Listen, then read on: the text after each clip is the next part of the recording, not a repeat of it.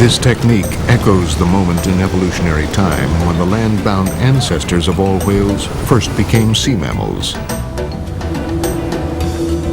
At that time, 55 million years ago, the drifting continents were changing the face of the Earth. India moved north to collide with Asia, forming the massive heights of the Himalayas from what was the floor of the ancient Tethys Sea. The remaining water, which today forms the Mediterranean, became shallow and more saline, fueling an explosion of sea life. On the edges of this remnant sea, in a primeval world of tropical swamps and estuaries, lived a group of animals known as creodonts. A subgroup of the creodonts, known as the mesonychids, hunted close to the water.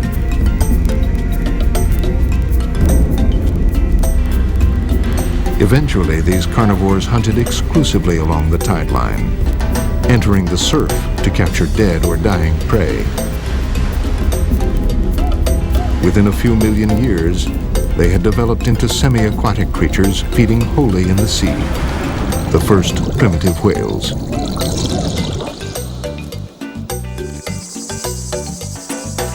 In the last few decades, scientists have gradually uncovered the mystery of how a land mammal returned to the sea.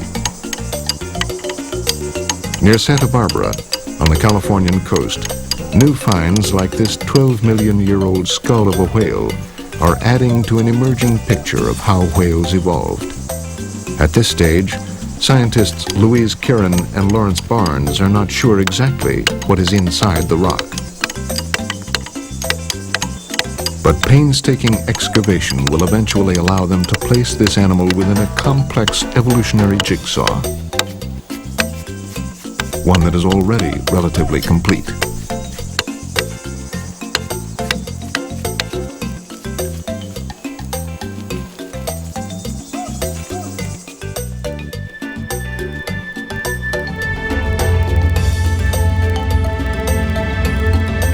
The whale story begins with the amphibious animal that evolved from mesonychids.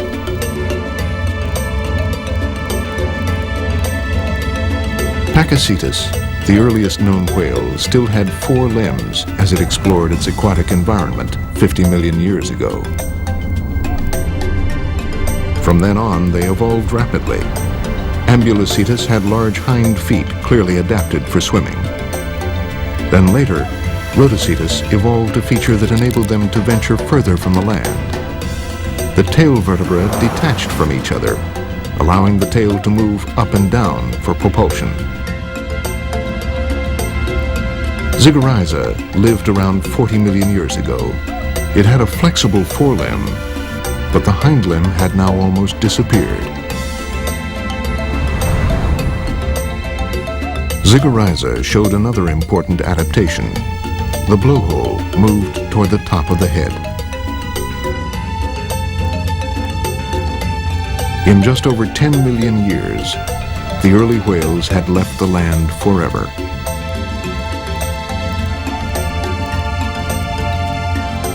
These primitive whales had teeth designed to grasp and shear, but eventually they became modified to form long rows of sharp, uniform teeth.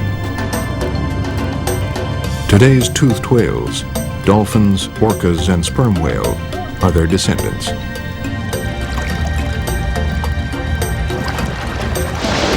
Around 25 million years ago, the baleen whales evolved from a toothed ancestor. Even today, the fetuses of some baleen whales have remnants of teeth.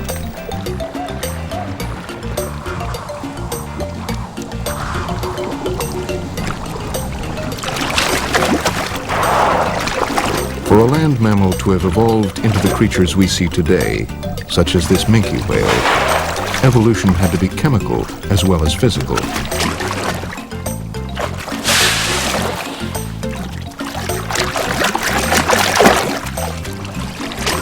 Kidneys became specialized to deal with excess salt. Fluids covered the eyes to protect them from the saline environment. And body hair was lost. No other mammal has a covering so sleek.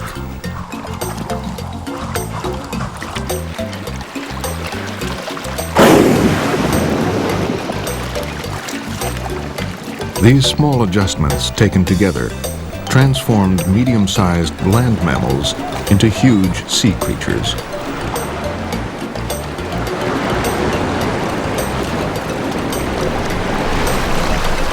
At just under 100 feet long, a Boeing 737 is shorter than the largest recorded blue whale. A blue whale's heart is the size of a Volkswagen. And the whale itself is 6 times heavier than the plane.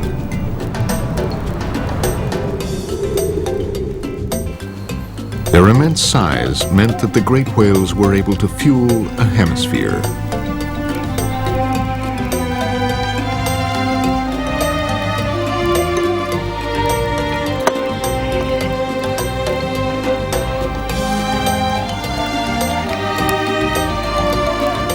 Whale oil lit the continents for many centuries, and later lubricated the machines of the industrial age.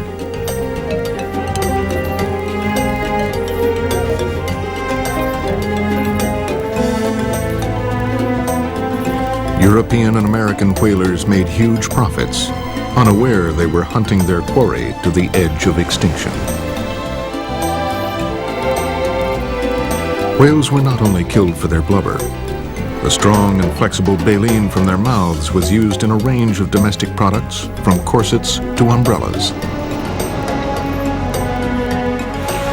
Decade after decade, tens of thousands of whales were slaughtered to satisfy the needs of a burgeoning human population.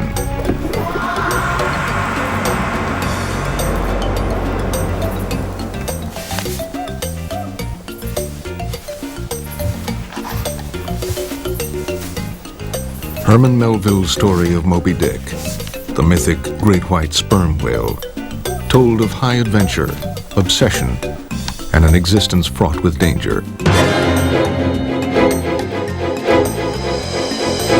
By the mid-19th century, whaling methods had changed little from earlier days of subsistence hunting. It was still an intimate struggle between men and whales. And disaster was always looming.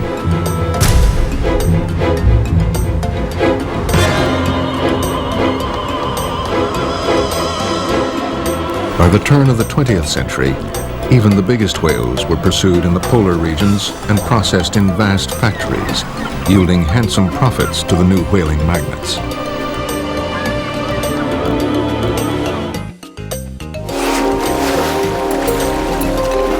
Whales and dolphins are essentially social animals. For some, like these dolphins, belonging to a large group has clear benefits for survival.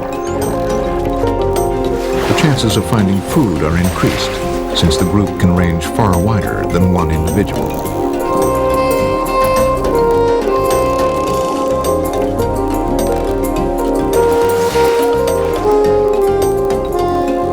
Collective defense against predators is more likely to succeed, and grouping helps bring individuals together for breeding. The much larger whales rarely school, and the closest bond is probably between a solitary mother and calf. Baleen whales come together at feeding grounds and to mate, but then disperse rapidly.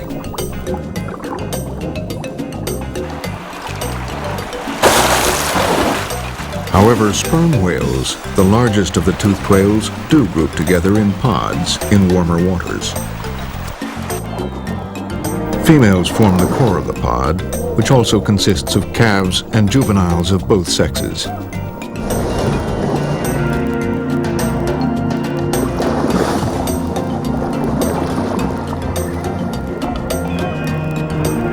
Sperm whale bulls spend most of the year alone, hunting in colder waters. But during the breeding season, they join the pod, forming a harem. In this rarely filmed display of strange and sensual behavior, all the sperm whales in the pod form a knot of writhing bodies.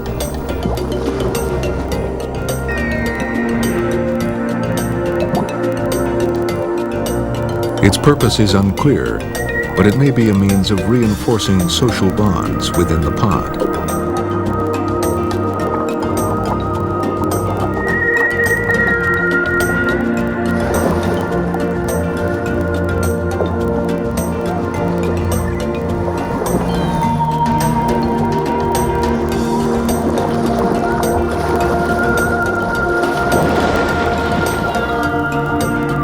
also have a more directly sexual function, since this encounter seemed to stimulate the immature males.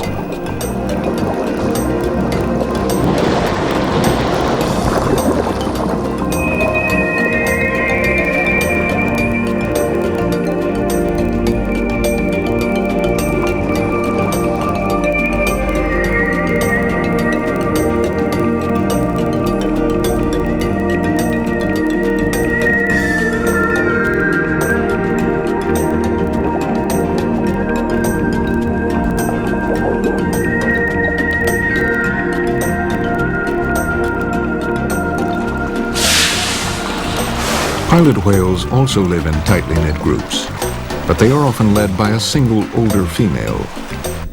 Strong social bonds like these may hold a clue to one of the most perplexing mysteries about whales: their apparently deliberate strandings on shore. Evidence from stranding sites suggests that some animals had parasitic infestations of the ear and brain, to such a degree that it may have caused disorientation. An infected dominant female could easily lead her entire group into dangerously shallow waters.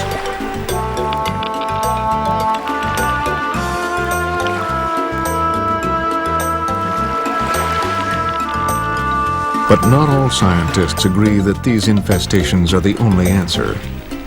Others point to magnetite particles found in the brain of several species that may be acting as an internal compass.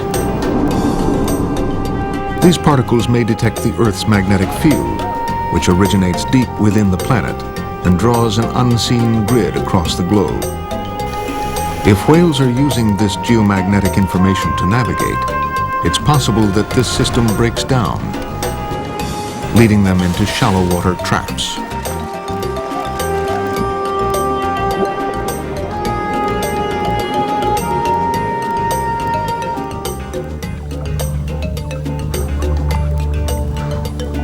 Spring arrives in the Arctic, and as the ice recedes, it's a time for renewal.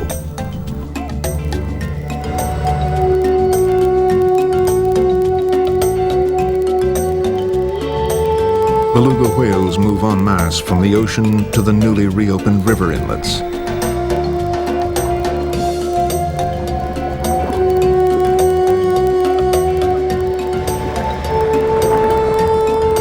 All whales shed skin and parasites during their lives, but belugas are the only whales that migrate to certain areas in the Arctic specifically to molt their skin.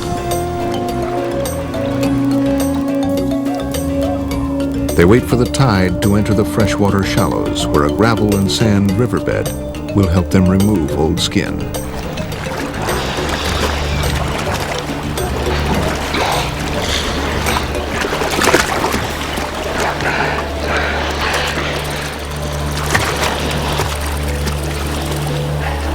During the year, a coat of yellow-green algae builds up on the upper body, and this too will be shed.